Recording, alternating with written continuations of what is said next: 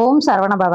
இந்த கலியுகத்துல நம்முடைய கர்ம வினையினால பல துன்பங்களுக்கு ஆளாகி கஷ்டப்பட்டு நொந்து போதுண்டா சாமி அப்படின்னு சொல்லி சோர்ந்து விழும்போது நம்மளை தாங்கி பிடிச்சு ஆறுதல் சொல்றதுல தாயாகவும் ஒரு வழியும் தெரியாம திக்கு தெரியாம நிற்கும் போது நமக்கு வழிகாட்டி நம்ம கை தூக்கி விடுறதுல ஒரு தந்தையாகவும் இருக்கிற ஒரே தெய்வம் என் அப்பா முருங்க பெருமான் தான். இதைத்தான் அருணகிரிநாதர் கந்தர் அனுபூதியில பாடியிருக்காரு.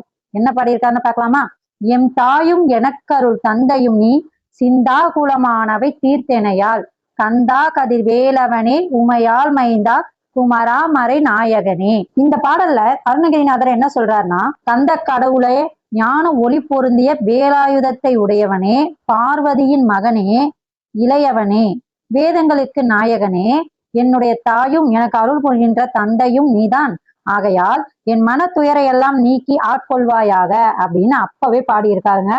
இந்த பாடலை நீங்க தினமும் பாடும்போது நம்முடைய தாயாகவும் தந்தையாகவும் முருகன் நம் வாழ்க்கையில எல்லா வளங்களையும் செல்வங்களையும் நமக்கு கொடுத்து நம்ம இந்த கர்ம வினையிலிருந்து நம்மளை பாதுகாத்து வழி நடத்துவாரு.